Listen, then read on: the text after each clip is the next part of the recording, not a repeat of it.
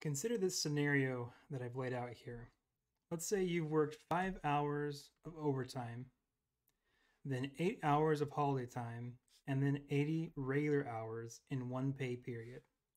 For this pay period, you've made $1,707.75. Sometimes the wage isn't listed on a paycheck. It depends on if it's a small company or something like that. It's not always listed. But you know that you got an increase from 16 per hour. So it's going to be something more than $16 per hour. And you also know that your company pays time and a half for overtime and double time for holidays. What is the wage increase? Well, there's a couple ways of doing a problem like this. You can't just add up the hours and then divide them into the 1707.75. They're worth separate amounts. They're weighted separately. So we have to consider each one differently. Because we don't know what the wage is, we have to think about this in a little different way in order to solve the problem. So first off, we have regular hours. I'll just say RH for regular hours. These are 80 regular hours, and these are a one-to-one pay. So you get paid for the hour you work, and that's it. So these are just the normal pay scale. So we're going to think of it as like times by 1 because it's a one-to-one. This will make more sense when we look at the next one, which is, let's look at overtime hours next. So overtime hours, we've got 5 overtime hours, and they pay time and a half for overtime hours. So you can think of this either as time and a half times or 1.5 times the wage. So you make half as much as you normally do, you make a larger wage. That's how I normally would think of it. But in this case, we have to think of it as, instead of a wage increase, as an hour increase. So you worked 5 hours, but those 5 hours are actually worth 1.5 times the amount. Likewise, for the holiday time, so I'm going to just say holiday, we have 8 hours, and they pay double time for holidays. So it's effectively, you haven't really worked 8 hours, you've worked 16 hours. It just doubles your time that you worked. Well, if we do it like this, then what we can do is we can add up these 3 quantities and we get our effective hours worked. And adding that up, let's go ahead and do that. It's going to be 103.5 effective hours. So we only worked in total 80 plus 8 plus 5. That's going to be 93 hours. But effectively, we get an additional 10 hours because of those, overtime and holiday time pay. Now all we have to do is take the 1707.75 and divide it by our hours, and that will give us our new wage, 16.5. And so the question was asking, how much was your wage increase? Your wage increase was $0.5 or 50 cents.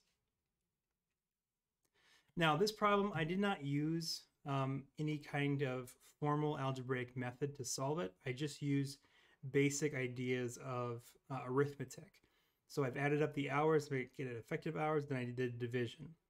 However, we can redo this problem, which we will later, using what are called linear equations to solve it. And linear equations are equations of this form.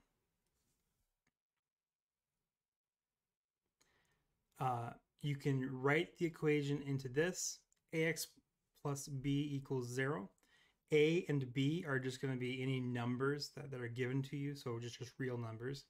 X will be a variable, or it could be any variable. But the most important idea here is that each term has at most one variable, and the power is 1. So x here is the same thing as x to the 1. It's just, if something's to the 1 power, there's no reason to write the 1. It's assumed to be 1. So we just don't write it. Now, if we look at these 6 equations I have here, we're going to ask which ones are linear. Well, this one fits exactly the form. ax plus b equals 0. So yes, this is linear. Next one, we have this equation here with these two expressions. I can simplify this equation down to this expression, and this is once again ax plus b equals 0. Now you don't have to do the simplification. You can actually stay with this original equation and look at each one of the terms. This does not have a variable, so that's fine. This does have a variable. It's to the power of 1 because it's not written there. No variable, that's good. Variable with power 1, that's good. No variable. And here we have a variable with a power of 1 in the numerator. If it's in the denominator, that's a separate thing. That's actually not a power of 1.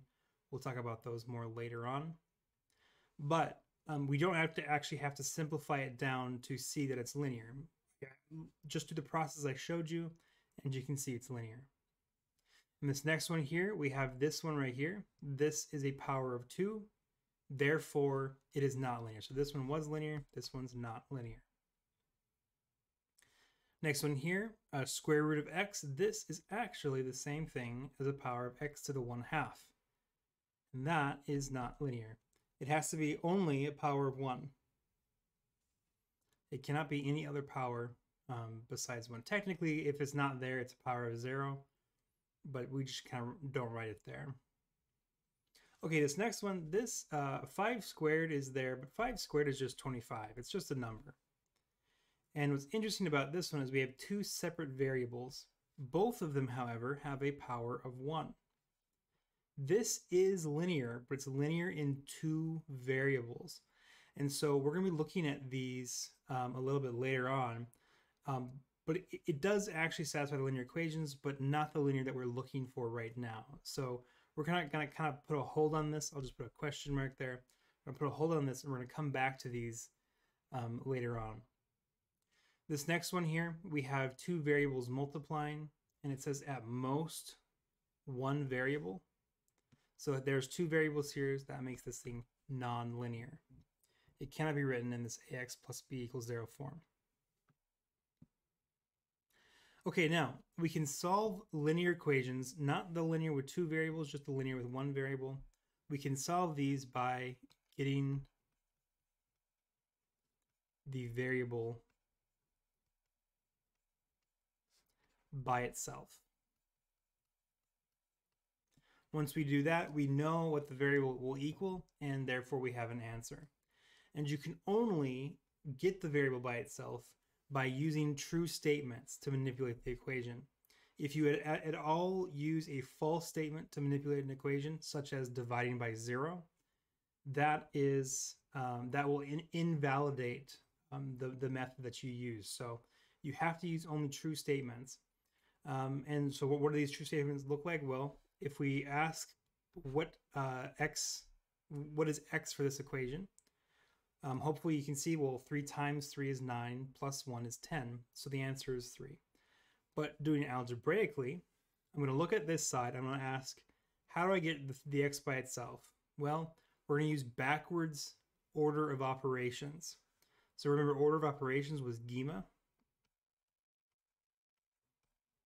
So you would go down normally when you're trying to simplify an expression.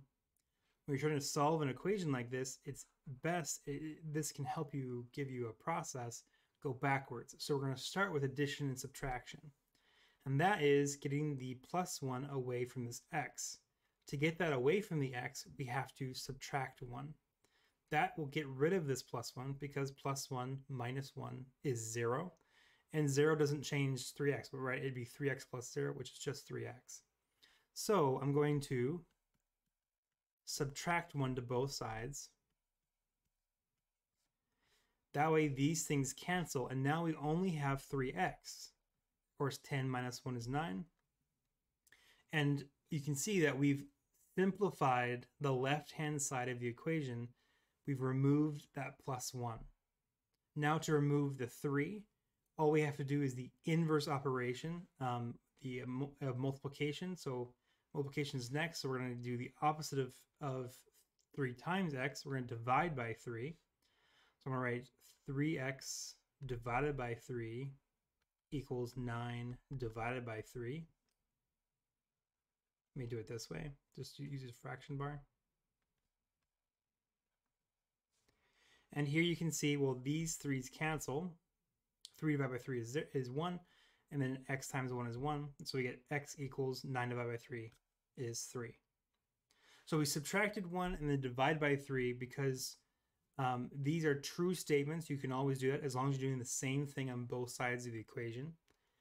And we specifically subtracted and divided, as I had said, because we do the inverse operation. So the way you get rid of a plus 1 is you subtract 1. The way you get rid of a plus 15 is you subtract 15. The way you get rid of a negative or a minus 1,000 is you add 1,000. Those are inverse, just like multiplication and division are inverses. They will always get rid of or cancel out the other operation. Now, just remember when you're solving these kinds of equations, both sides of the equation are just expressions. And so you can treat them as expressions until you need to solve the equation.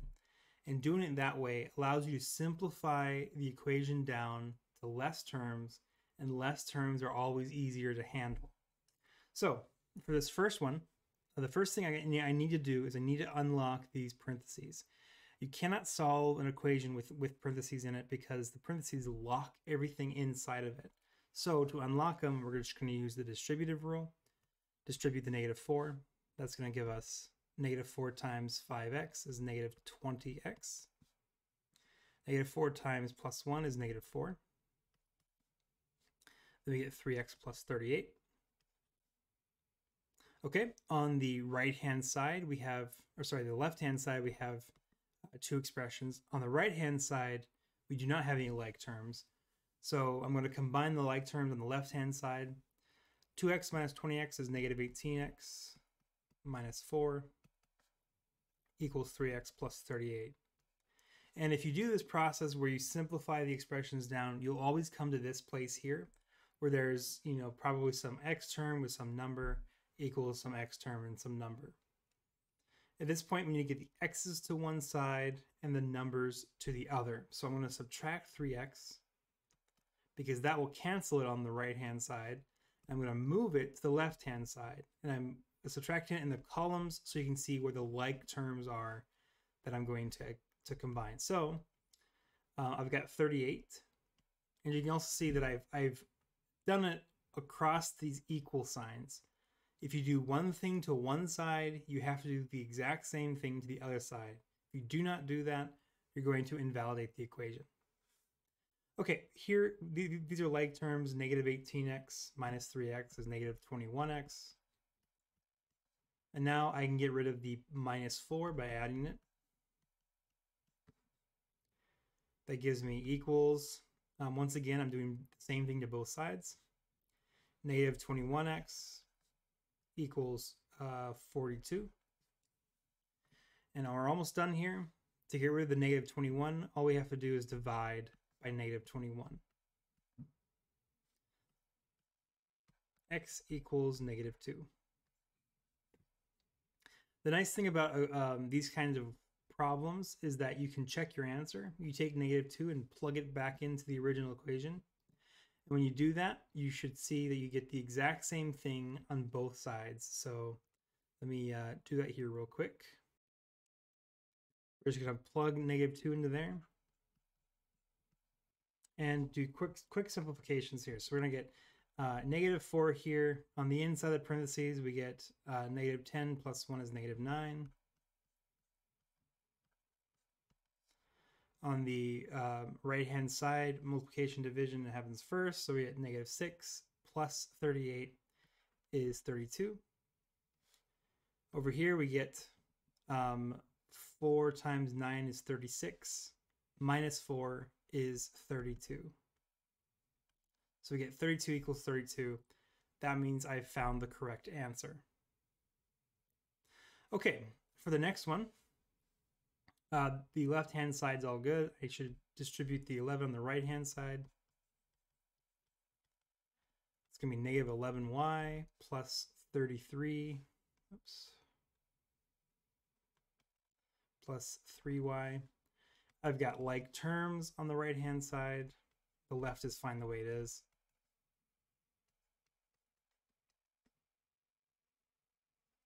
And once again, we have this statement where we have a variable plus a number equals a variable plus a number. So we can get the variables together. I'm going to subtract 14y from the left side and move it to the right hand side. And here you can see, well, the like terms actually cancel. And so we get this statement here. 10 equals 33. Of course, 10 does not equal 33. Therefore, what we have here is what's called a contradiction.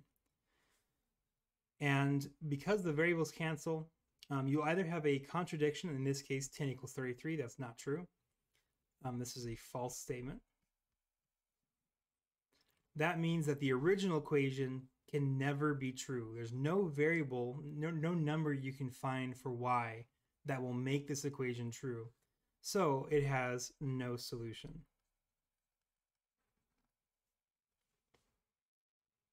Okay, let's move on to the next one. We distribute the 7. We get 7z minus 21 equals 7z minus 21. And now we can subtract the 7z's. They cancel. And here we have negative 21 equals negative 21. This is always true, right? This is a true statement. That means it does not matter what number you plug in for for z. You will always get a true statement. That means this has infinite solutions. And these are the three types of answers you can get whenever you're solving a linear equation. You can get a solution, like we did in the first one. We got no solution in the second one, and we got infinitely many solutions in the third one. The first one, where you actually get find an answer like we did for x equals negative 2, this is able to solve for a variable. This is called a conditional system. The system, or the equation, is true based on the condition that x equals negative 2. That's why it's called conditional. Now, variables that cancel and a false statement remains, like the middle one here, this is called an inconsistent equation or system. Finally, if the variables cancel and you get a true statement, this is called an identity. Now, in fact, in this rightmost one here, we have 7z minus 21 equals 7 times the quantity z minus 3. This is just the distributive property. This is literally the distributive identity. So that's the reason why it's always true. Okay, with those things in mind, go ahead and try it out in number 1.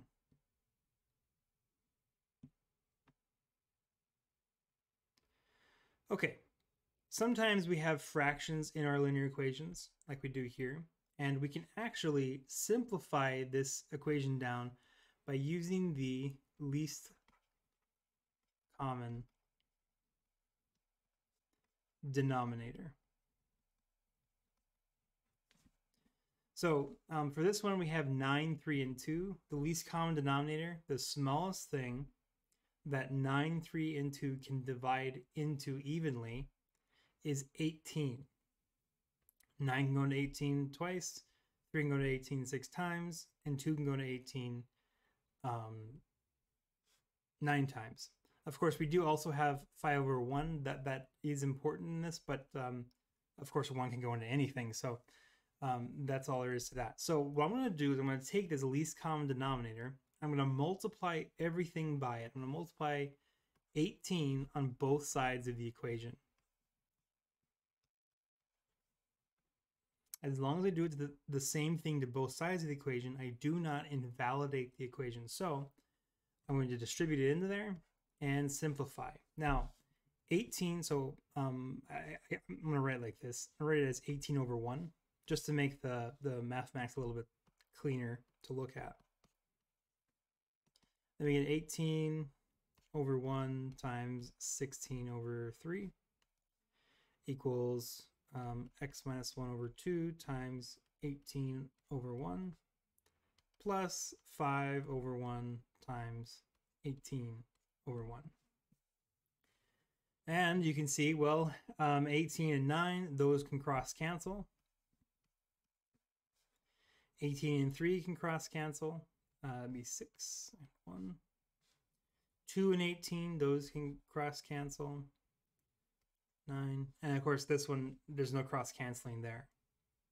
What this gives me is I get 2 times x plus 6 times 16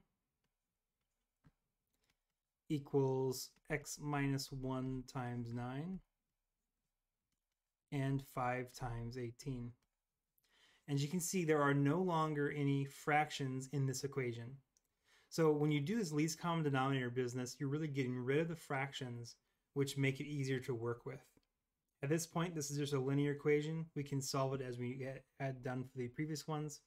So let's go ahead and do that. I'm going to distribute the 9. I'm going to actually simplify these statements. So 2x plus 6 times 16, 60 and 36, so it's going to be 96. We get 9x minus 9 plus 5 times 18, 50 and 40, so 90. Okay.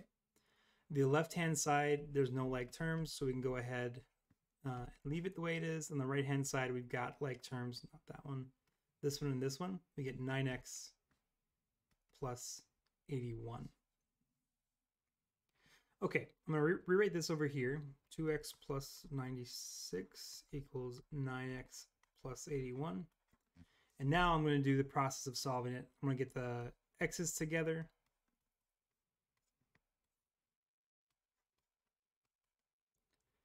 Gives us 7x. And then I'm also going to subtract the 81 at the same time. So let me get rid of that. I can do it both at the same time as long as I know what I'm doing. 96 minus 81, that's going to give us 15. And now all I have to do is divide by 7. 15 over 7 is our answer. And you can, of course, go back and plug it into the original equation. I can just get rid of that. I can plug 15 over 7 into here and here and simplify a statement down, and I should get a true statement. Give it a try in number 2.